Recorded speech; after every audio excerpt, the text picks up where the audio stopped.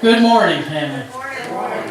So, sitting by a window of her covenant, Sister Barbara opened a letter from home, and her parents had sent her $100. Sister Barbara smiled at the gesture as she read the letter by her window. She noticed a shabbily dressed stranger kind of leaning against the lamppost below, and quickly she wrote, "Don't despair," on a piece of paper and wrapped that $100 bill in it and tossed it out the window. And the stranger picked it up with a puzzled look and a tip of his hat and went off down the street. The next day, Sister Barbara was told that a man was at the door insisting on seeing her. And without a word, when she got there, he handed her a huge wad of $100 bills, and she said, "What is this?" "That's the $8,000 you have coming, sister. Don't despair," paid off 80-1.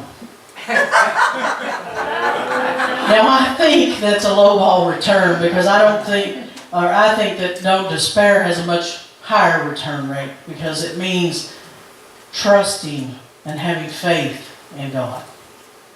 Our recommended readings this week continue with another reading from Job. However, this week we find Job in a little different place than he was in last week. So today's reading is from Job 23. Then Job answered, "Today also my complaint is bitter. His hand is heavy despite my groaning. Oh, that I knew where I might find him, that I might come even to his dwelling. I would lay my case before him and fill my mouth with arguments. I would learn what he would answer me and understand what he would say to me. Would he contend with me in the greatness of his power? No, but he would give heed to me. There an upright person could reason with him, and I should be acquitted forever by my judge. If I go forward, he is not there, or backward. I cannot perceive him. On the left he hides, and I cannot behold him. I turn to the right, but I cannot see him. God has made my heart faint. The Almighty has terrified me. If only I could vanish in darkness, and thick darkness would cover my face." See, today we find Job coming into a doom, despair, and agony on me state of mind, coupled with a "where is God" moment. It wasn't that Job was displeased with God's actions. It wasn't that he was angry with the way God was treating him. It was that Job's bitter expression of grief was because he didn't think he could find God anywhere. If only he knew where he could find God. If only he knew his address, well, then he could march right up to God's front door and give God a piece of his mind. But Job felt he couldn't find God anywhere at all. He went forward and backward, to the left and right. God just wasn't anywhere to be found to Job. And how can you begin to express your pain, your need for help, and your total despair and anguish when you can't even locate the person that you need to talk to about it? What do you do when it feels like God is hiding? Where on earth might you find this God who is supposed to be in control of all the little details of this world, yet seems at times to be so absent when we need him most? When Job says in today's reading, "If I go forward, he is not there, or backward, I cannot perceive him. On the left he hides, and I cannot behold him. I turn to the right, but I cannot see him." When Job grieves the resounding echo of God's silence, those of us who've been there, who've been in that experience, turn to Job in a gratitude for his expression of the cries of our innermost hearts. How many of you are NBA fans? We got a small crowd today, but anybody like basketball? Nobody? Well, I kind of figured that. I didn't think there'd be many. But do you know what or where Laney High School is? Any of you? It's the very high school Michael Jordan attended in Wilmington, North Carolina. If you're a fan, you probably would think that I'm about to tell the story about how he didn't make the varsity team his sophomore year. However, I'm not. I'm actually going to share with you a personal experience that happened to me at that very same school in 1992, almost 26 years ago, about a month from now, shortly before Thanksgiving. It was only 2 months before the worldwide news event that happened in Wilmington in 1993, in January, just 2 months, that where the 3 Marines jumped the guys at Mickey Rat's bar, shouting, "Clinton must pay, don't ask, don't tell." Anyway, my incident was a Job-like experience. That moment what made me personally cry, "God, where are you and why me?" In the shadow of National Coming Out Day last week, it's likely perfect timing for this story, being that about being different and the terror that can cause for the person or even the persons who don't understand the difference. And I was lucky enough to feel secure enough, thanks to my faith and God's strength, to actually begin to peel the onion of my identity, or to come out, as we now call it, in my high school years. It's not an easy thing for anyone, as we all at that moment of coming out, whether it's our LGBT community or anything else in life, we begin to really experience rejection in our lives. Feelings of fear in ways that we never, ever felt it before. And for me, this stroll out of the closet started in a all-white, in the sticks, undereducated, and underexposed culturally town. And with that said, I'll also say thank God for the family in which He placed me and the role models that He placed in my life. See, I'm actually one of the blessed in my coming out experience, even though I have my share of hurts too. But the big one, the dark night of my soul, the God, where are you moment, happened in the parking lot of Laney High School. See, I had met my first girlfriend in high school, and we began dating my senior year. And with that, like I said, being a small town, well, her grandmother didn't like that very much. And first she asked our pastor to intervene, and he wouldn't. He instructed that we should be left alone, and I thank God for Pastor David as well. And that wasn't satisfactory to Grandma, so she moved my girlfriend to Wilmington, back with the rest of her family. And so now it was my first long-distance relationship too. So in the fall of '92, I had graduated, I was 18, and I took a trip to see her. She was a year behind me, so it was her senior year now.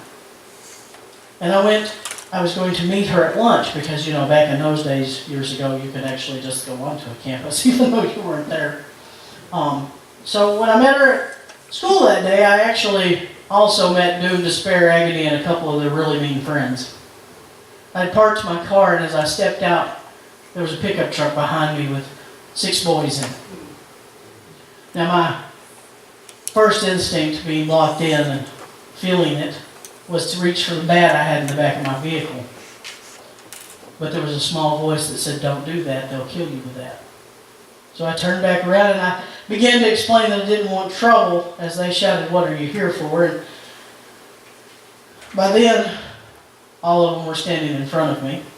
2 of them grabbed me, and a third one reached into his pocket for something, maybe a roll of quarters, a knife, a pair of brass knuckles, I don't know today. But he began to pound on my face, saying, "Well, you found it."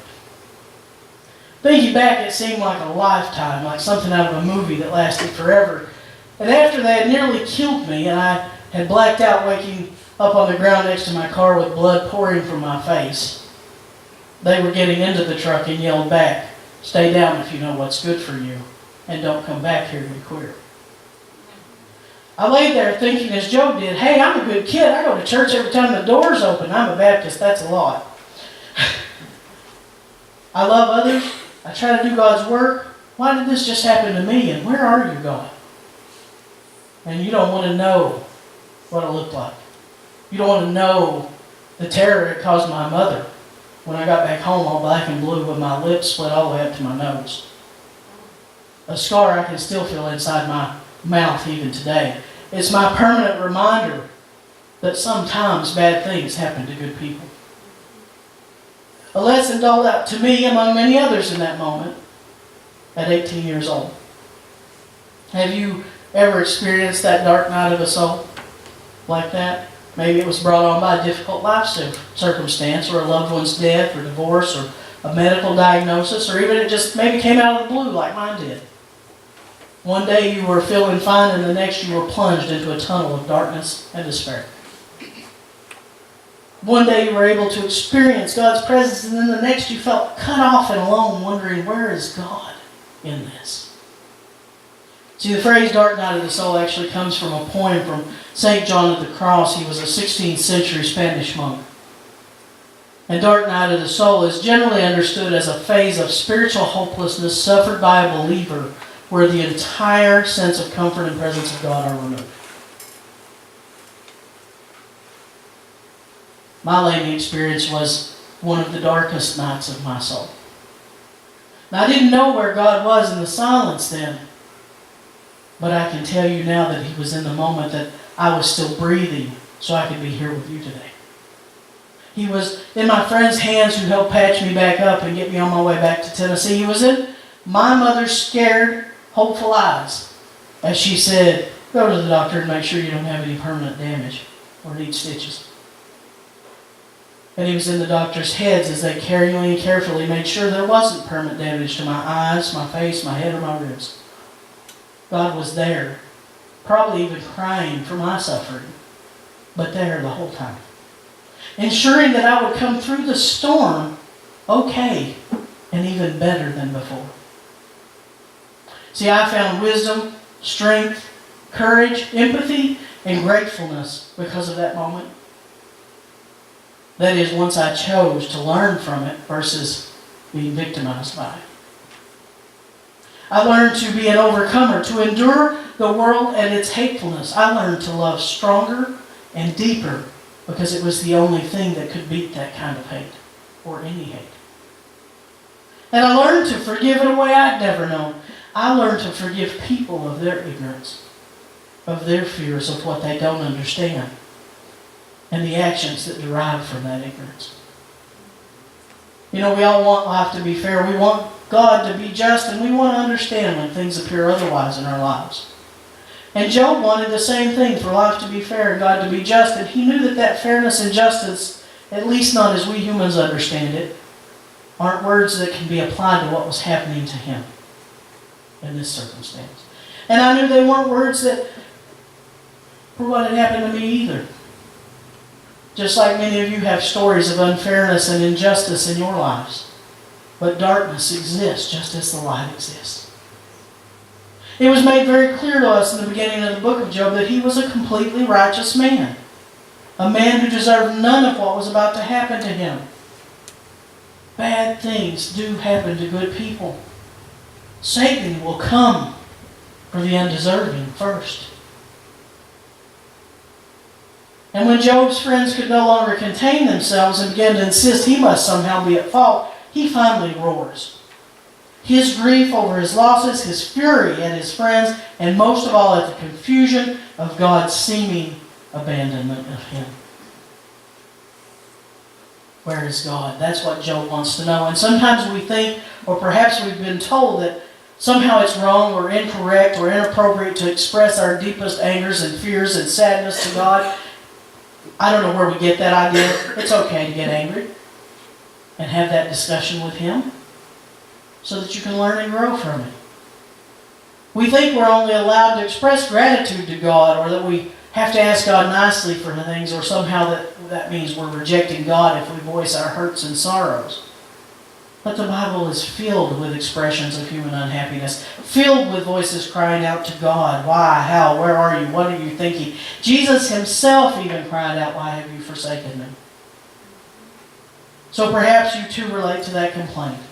If I go forward, He is not there, or backward, I cannot perceive Him. On the left He hides and I cannot behold Him. I turn to the right, but I cannot see Him. Job was accustomed to having a close relationship with God, and suddenly he felt God's absence. Perhaps this is the first recorded dark night of the soul. The Bible is full of references to light. The Lord is my light and salvation. In God's light we see light. So how in a world that connects light with God and darkness with evil do we deal with the dark night of the soul? Do we run from it? Do we deny it? Or could we, like Job, give voice to it? Name it. If you name your dark night of the soul experience, as I just did with you, perhaps you can help someone else who's going through a dark night of the soul. As good Christians, we don't like to admit when God feels far away, or that it seems like Jesus hasn't walked with us for a while. Yet when we do admit it, we may find that we are not alone. We're talking today about gloom, despair, and agony, about times when we don't feel God's presence in our lives. And you know, I think of a particular character when I think about those emotions filled with darkness of the soul. I don't know if anybody could take a guess at who that is, so I'm just going to tell you, it reminds me of Eeyore. Eeyore is famous for his depressive lack of self-worth and self-esteem and guilt. Some of his most known quotes. Rabbit said, "Oh, Eeyore, it's only you." And Eeyore says, "Sorry to disappoint you. Guess I'm too dull to be around. Can't blame you for moving away." Or how about, "It's an awful nice tail, Kango. Much nicer than the rest of me. Not much of a house. Just right for not much of a donkey." Did I get your tail back on right, Eeyore? Don't matter. I'll probably lose it again anyway. And last but not least, end of the road, nothing to do, and no hope of things getting better. Eeyore was adored by his friends in 100 Acre Wood, and that last statement was so very far from the truth. There's always hope in God, no matter what darkness of the soul we're going through, no matter what storm rages in our lives. Even in the silence, God is there. There's no end of the road with Jesus as our Savior. And there's always something to do. Always a call to grow and love others. We so often try to be the best versions of ourselves. Well, I'm going to be better. Make a New Year's resolution, I'm going to be better. Instead of striving to be more like Jesus. If we could change our focus to more than asking ourselves, what would Jesus do? To actually doing what Jesus would do, then the whole world will start to become better. One good, loving deed at a time. No one would ever feel like God wasn't present. Instead, like me in 1992, they would learn to see God's presence in all the people He places in our lives, even in our attackers, even in Satan. He's there. So today I tell you, don't be afraid of the dark. God has got this. He's always there. As the great Episcopalian preacher and writer Barbara Brown Taylor reminds us, God comes to people in dark clouds, dark nights, dark dreams, and dark strangers in ways that sometimes scare them half to death, but almost always for their good, or at least their renovation. God does some of God's best work in the dark. So thanks be to our God of both darkness and light. Amen. Amen.